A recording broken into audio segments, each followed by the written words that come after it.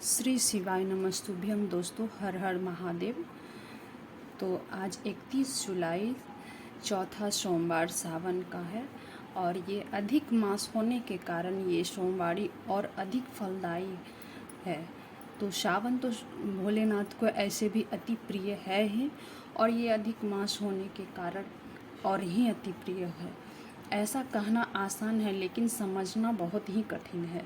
आज जगत गुरु का आदि देव आदि पर सुशोभित जनप्रिय देवाधिदेव आज स्वयं परिणामदायी गुरु का काम करते हैं। ऐसे तो घर घर में भगवान शिव पूजित हैं, लेकिन जन सामान्य ने उनके गुरु स्वरूप का चिंतन करने का प्रयास नहीं किया। जिन व्यक्ति ने अंधविश्वास में भी शिव गुरु को बनाया है, उन लोगों ने परिणाम पाया है। आप भी महागुरु शिव के शिष्य बनकर आध्यात्म की कुंजी प्राप्त कर सकते हैं। तो आज मैं चौथी सोमवार की कथा सुनाऊंगी। प्राचीन काल में भीम नामक एक महाप्रतापी राक्षस था। वह कामरूप प्रदेश में अपनी माँ के साथ रहता था। वह महाबली राक्षस राज रावण के छोटे भाई कुंभकर्ण का पुत्र था, लेकिन उसने अपने पिता को कभी देखा न था। उसके होश संभालने के पूर्व ही भगवान राम के द्वारा कुंभकर्ण का वध कर दिया गया था। जब वह युवावस्था को प्राप्त हुआ तब उसकी माता ने उसे सारी बातें बताई। भगवान विष्णु के अवतार श्री रामचंद्र जी द्वारा अपने पिता के वध की बात सुनकर वह महाबली राक्षस अत्यंत संतप्त हो गया और क्रुद्ध हो उठा। वह निरंतर भगवान श्री हरि के वध का उपाय सोचने लगा। उसने अपने अभीष्ट की प्राप्ति के लिए 1000 वर्ष तक कठिन तपस्या की। उसकी तपस्या से प्रसन्न होकर ब्रह्मा जी ने उसे लोक विजयी होने का वर दे दिया। अब वो राक्षस ब्रह्मा जी के उस वर के प्रभाव से सारे प्राणियों को पीड़ित करने लगा। उसने देवलोक पर आक्रमण करके इंद्र आदि सारे देवताओं को वहां से बाहर कर दिया। पूरे देवलोक पर अब भीम का अधिकार हो गया। इसके बाद उसने भगवान श्री हरि को भी युद्ध में परास्त किया। श्री हरि को पराजित करने के पश्चात उसने कामरूप के परम शिव भक्त राजा सुदक्षिण पर आक्रमण करके उन्हें मंत्रियों अनुचरों सहित बंदी बना लिया। उसके अत्याचार से वेदों, पुराणों, शास्त्रों और स्मृतियों का सर्वत्र लोप हो गया।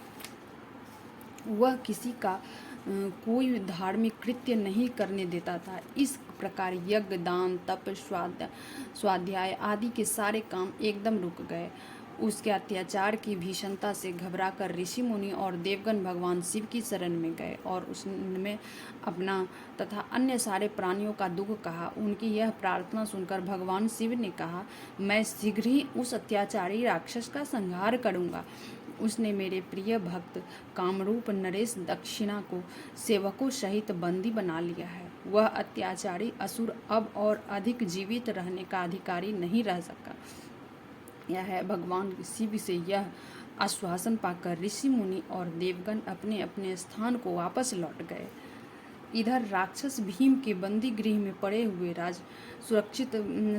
सुदक्षिण ने भगवान शिव का ध्यान किया। वे अपने सामने पार्थिव शिवलिंग रखकर अर्चना कर रहे थे। उन्हें ऐसा करते देख क्रोधमंत होकर राक्षस भीम ने अपनी तलवार से उस पार्थिव शिवलिंग पर प्रहार किया, किंतु उसकी तलवार का स्पर्श उस लिंग सो हो भी नहीं सका। उसके भीतर से साक्षात भूतनाथ भगवान शंकर जी वहां प्रकट हो गए। उन्होंने अपनी हुंकार मात्र से उस राक्षस को वहीं जलाकर भस्म कर दिया। एक बार महर्षि गौतम के तपोवन में रहने वाले ब्राह्मणों की पत्नियां किसी बात पर उनकी पत्नी अहल्या से नाराज हो गई। उन्होंने अपने पतियों को ऋषि गौतम का अपकार करने के लिए प्रेरित किया। उन ब्राह्मणों ने इसके निर्मित भगवान श्री गणेश जी की आराधना की। उनकी आराधना प्रसन्न हो गणेश जी ने प्रकट होकर उनसे वर मांगने को कहा। उन ब्राह्मणों ने कहा, प्रभु यदि आप हम पर प्रसन्न हैं तो आप किसी प्रकार का ऋषि गौतम को इस आश्रम से बाहर निकाल दें। उनकी यह बात सुनकर गणेश जी ने उन्हें ऐसा वर न मांगने के लिए समझाया, किंतु वे अपने आग्रह पर अटल रहे। अंततः गणेश जी को विवश होकर उनकी बात माननी पड़ी। अपने भक्तों का मन रखने के लिए वे एक दुर्लभ गाय का रूप धारण करके ऋषि गौतम के खेत में जाकर रहने लगे। गाय को फसल चरते देख ऋषि बड़ा नरमी के साथ हाथ में तृण लेकर उसे हाँकने के लिए लपके।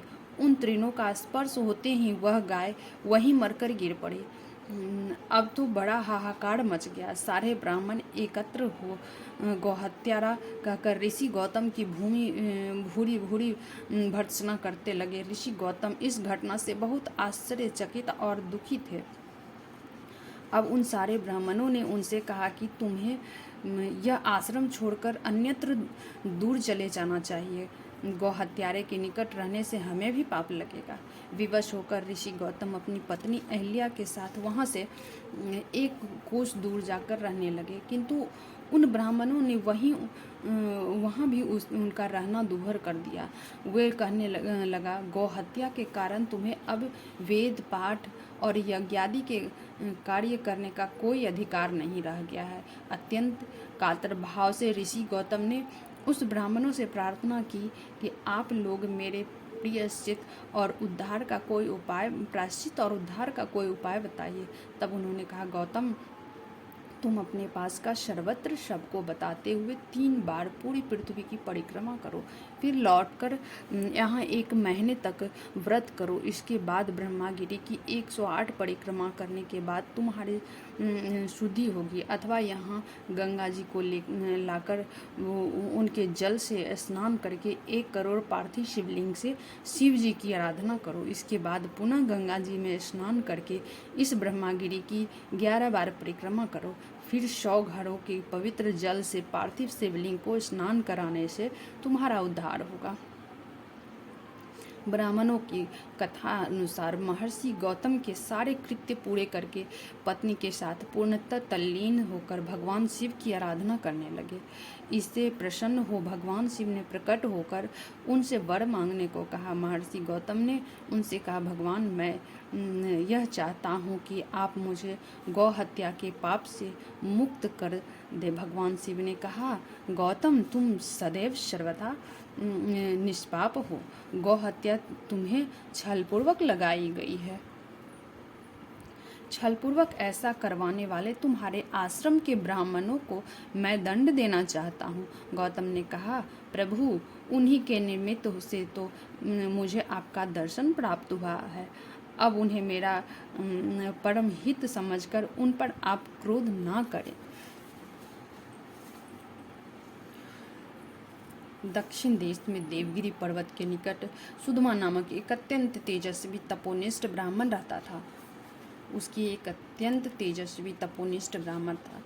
एक पत्नी का नाम सुदेहा था। दोनों में बहुत प्रेम था। किसी प्रकार का कोई कष्ट उन्हें नहीं थी, लेकिन उन्हें कोई संतान नहीं थी।